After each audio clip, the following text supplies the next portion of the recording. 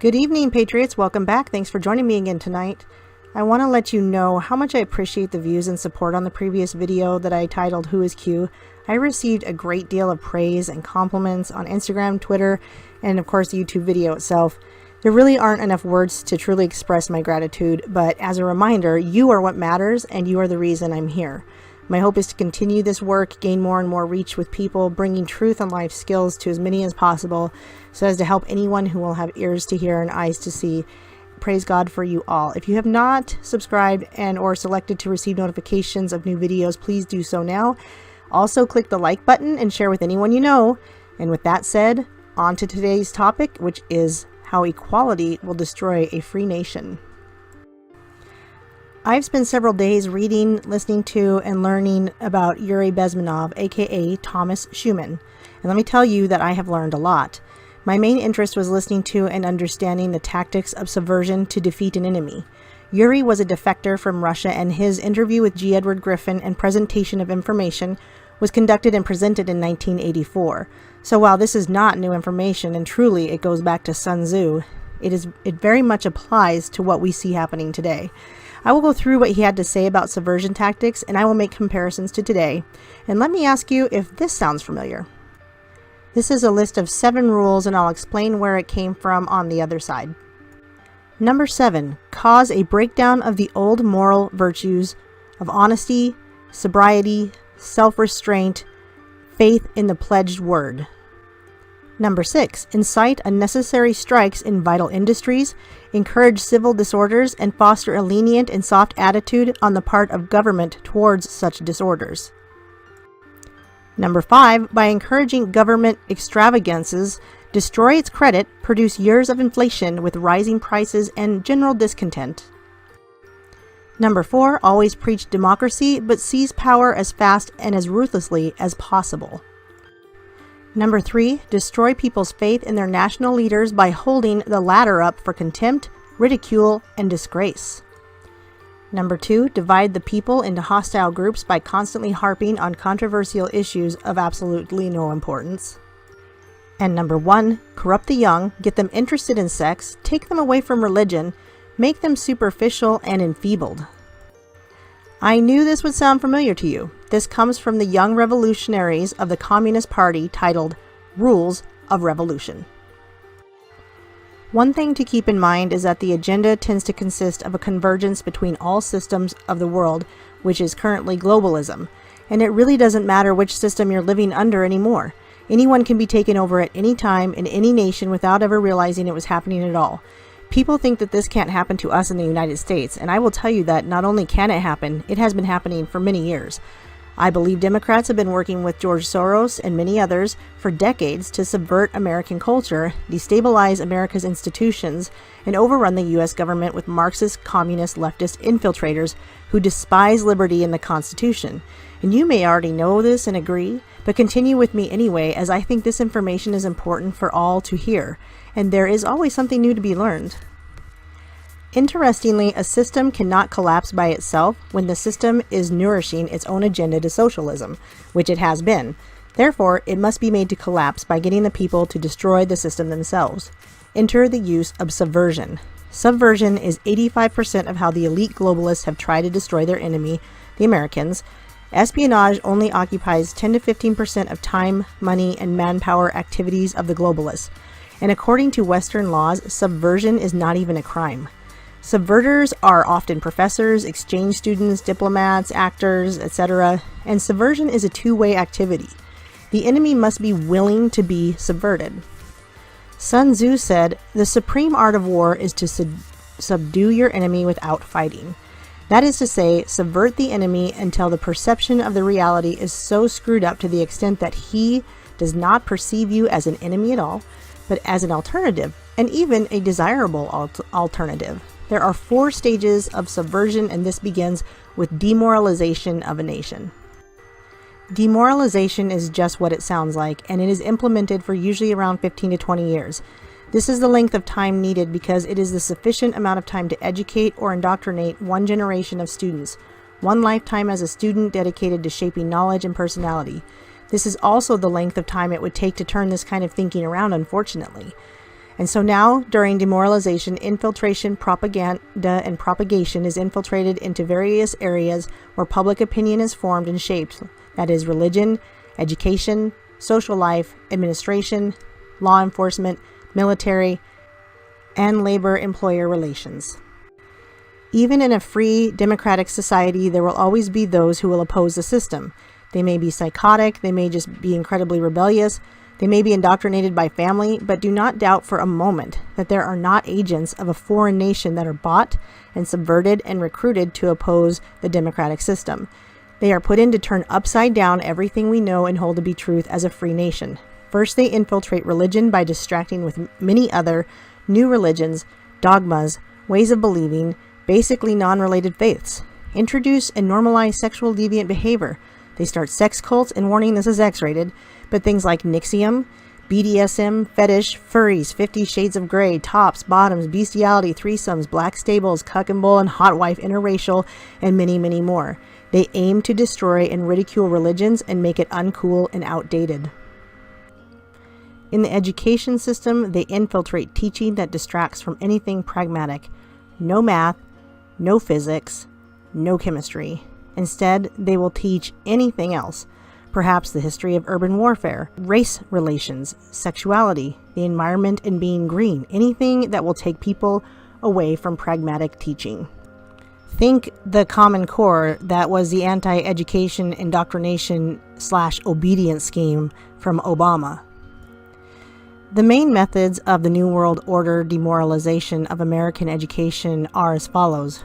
1. Student exchanges, whereby American students and professors go to training camps, like perhaps Broward, Florida, and are exposed to ideological brainwashing, sometimes lacking the proper education that would allow them to assess the information that they receive objectively. Number 2 would be flooding of campus bookstores with Marxist and socialist literature published both in America and elsewhere by domestic fellow travelers. Number 3 would be international seminars and conferences with New World Order participation, where NWO propaganda seldom is balanced by opposing viewpoints. Number 4, infiltration of schools and universities by radical leftists and simply disturbers, often functioning unknowingly under the direct guidance of New World Order agents of influence.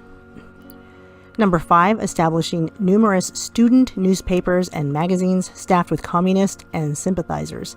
Number 6, organizing study groups and circles for dissemination of New World Order propaganda and communist ideology. The eventual result is a very predictable outcome. Ignorance combined with anti-Americanism. That's good enough for the New World Order at this stage of subversion. In our social lives, they will begin to replace traditional institutions and organizations with tasked organizations, non-organic organizations such as Black Lives Matter, Antifa, the feminist movement, LGBTQ, to name a few. They will put in artificial, controlled bodies, taking away responsibility of the people to stand up for anything. Social workers will become a government-run and have become a government-run and funded job, where the workers aren't caring for the children as much as just working to get a paycheck. In fact, CPS and the foster system are known to aid in human trafficking, and they frequently look the other way or personally get involved with trafficking themselves. And very briefly on population distribution, urbanization and delandization, the taking away of private land, is the greatest threat to American nationhood. Why? Because the poor farmer is often a greater patriot than an affluent dweller of a large congested American city. Communists know this very well. In fact, the New World Order keeps a very tight control over the size of their cities by the system of police registration of residents, and they know perfectly well that the farmer will fight an invader until the last bullet on his land. Underprivileged or urbanized masses, on the other hand, may feel like meeting an invader with flowers and red banners. Alienation of people from privately owned land is one of the very important methods of demoralization. And now we see administrations begin to implement artificial bodies who nobody ever elected, and most people don't even like them. For instance, the media. Who elected these people like Anderson Cooper, Don Lemon, Chris Cuomo, and many more like them? How come they have almost monopolistic power on minds, literally raping minds? How do they have the nerve to decide what is good and what is bad about the president that we, the people, elected? Who the hell are these characters? They don't have to be an excellent journalist anymore, just a mediocre one. Because, hell, they're getting their 4 a.m. memo from the CIA informant and can't think for themselves to save their own lives. There's no competition. They even believe they are VIP, and they are nothing more than useful idiots being programmed to deliver an agenda, which they will ultimately be removed once it is finished and they are no longer needed. Looking at Law and Order, notice how more and more in the last several years, law enforcement in movies has been made to look like fumbling idiots, angry abusers of power, psychotic or paranoid. And then have you noticed how often the bad guys are being made to look good? They are bad guys and they sell drugs or do drugs or kill people, but they're nice guys. And now in many shows and movies, demons and the devil are good guys. Witches and warlocks are good guys. All these negative images and satanic images are being made to look good and positive.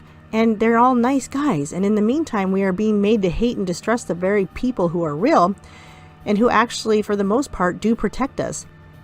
This is the boiling frog syndrome, the slow substitution of basic moral values. In the area of labor relations, they destroy the links of viable bargaining between employer and employee. What I want you to think about is this. What sort of morality does it take to make a medical nurse or doctor or whoever who might be in a union leave sick and dying patients in hospital beds and walk out to strike for $1 more, $2 more, fine, $5 more? What makes unionized electricians leave a city without power in the middle of a severe winter storm and let children in underprivileged slums freeze to death? How desperate for money must a unionized truck driver be to shoot to death a strike-breaking colleague, father of 5? Surely each individual American who commits these outrageously, very amoral acts is not that cruel and egocentric. And let's face it, not that broke. So why? The answer is ideological demoralization. The bargaining process in American labor in many instances is no longer motivated by the desire to improve working conditions and wages. In many cases, it is not bargaining at all, it's blackmail, and in the process of the unlimited growth of union power, the American worker loses the only relevant and real freedom he has in this country, the freedom to choose to work or not to work, and for how much. If an individual prefers to work for lower pay, and it must be his free individual choice, he is often no longer able to do so. I have just mentioned what happens to strikebreakers in America. Stage 2, destabilization. The goal is to destabilize all accepted organizations. This process is one that may take 2 to 5 years. Irresponsible politicians who hide under the guise of caretakers and those who would want to protect us and provide security begin to concentrate the attention of the nation on short-term solutions and quote-unquote improvements. Such politicians avoid the moment of truth when the nation will have to pay a much higher price to bring the nation back into stabilization and restoring the moral fiber. And I'll be speaking more on what I mean by that in just a moment. Demoralized masses start to grab for the easiest shortcut solution, which apparently socialism seems to become their best option. And we're seeing that now. Traditional national institutions no longer appear efficient. They are gradually replaced by citizens' committees and boards, which acquire more and more power. These bodies are more and more responsive to mobocracy and the rule of the crowd of radicalized consumers.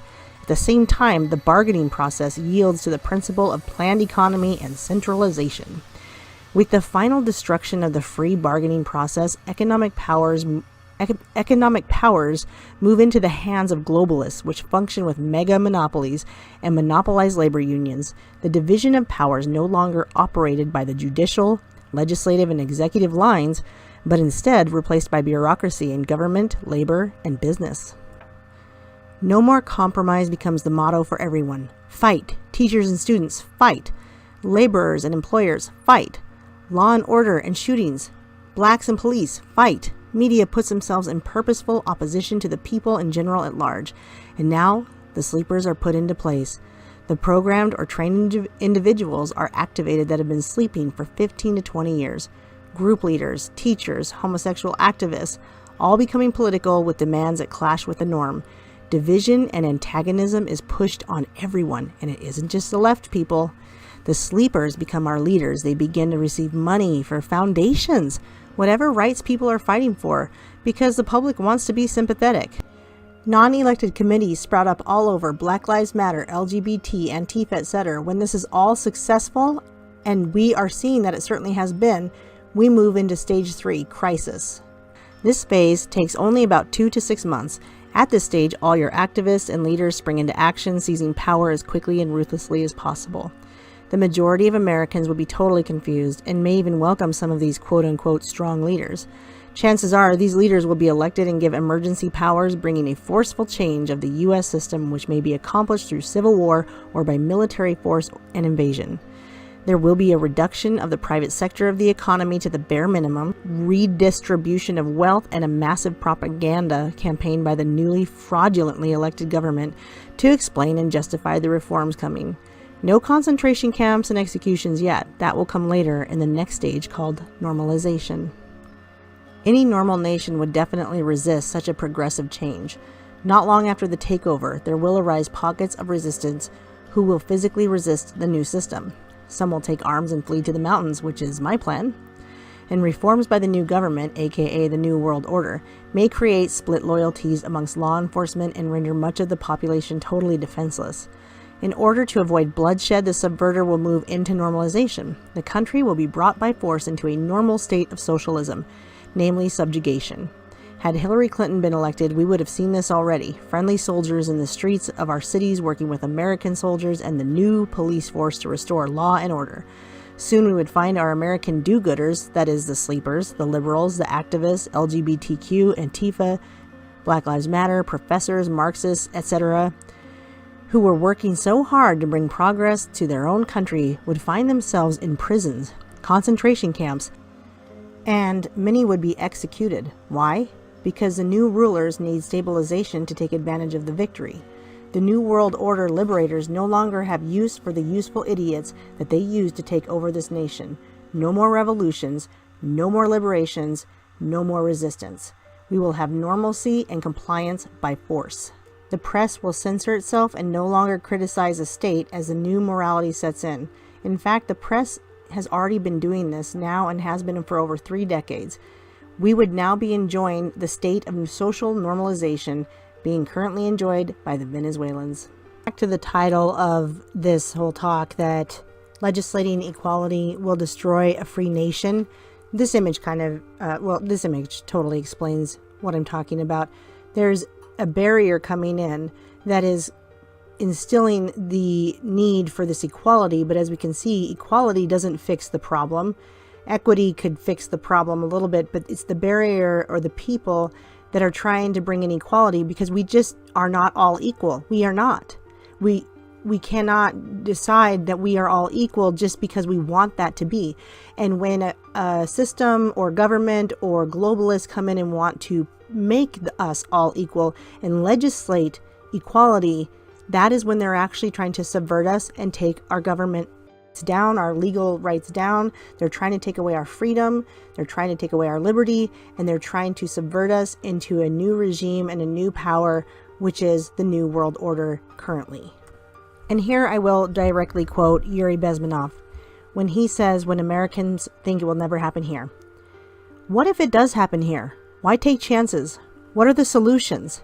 There are different solutions for different stages of subversion. If a nation has enough common sense to stop subversion at the very beginning of the demoralization stage, you may never need the painful and drastic solutions needed to deal with the crisis stage. The most general solution I can offer for the whole process of subversion is to stop aiding the subverter. You are still living in a free society, and you are able to force your elected politicians to change their policies toward the communist world if you so choose. But if you personally do not see anything wrong in dealing with the communists and helping them in their global expansion, I feel that you should begin learning more about the reality of the communist and socialist situation, not from your monopolized media, but from the independent media and press who have no vested interest in making out the Soviet Union to be the good guys, and from people like myself who have experienced communism firsthand for many years. There are numerous American patriotic groups and organizations who are well informed and who already have many solutions to combat the damage done by ideological subversion, some of which are as good or even better than mine. Seek these groups, join them, and do something. And people, I want you to know this information is not meant to, nor should it frighten you. This is a warning to help you, to help me, to help our families and our children and our children's children, never to allow this to happen to them and to us. We have a choice. to sit back and hide, trying not to be a target, or we have the choice to think freely and know the truth and share the truth with anyone who has ears to hear and eyes to see. Personally, I think we are responsible to take up this cause, and we are responsible to put an end to the socialist agenda. I will not cower in fear only to be found by the state and have my children raped and murdered in front of me. I will speak truth. I will continue to warn people, and I will not surrender. Where we go one, we go all. Patriots united we stand. God bless you all, and thank you. If you're still here, thank you. A little added bonus I want to give you that Yuri Besmenov also said. He said that no one will die for 2 + 2 = 4. We know that 2 + 2 = 4 is truth. We know it's fact, but nobody dies for that. But what they will die for, and gladly, is their faith and their belief in God. Don't let anyone take that from you. God bless and Godspeed.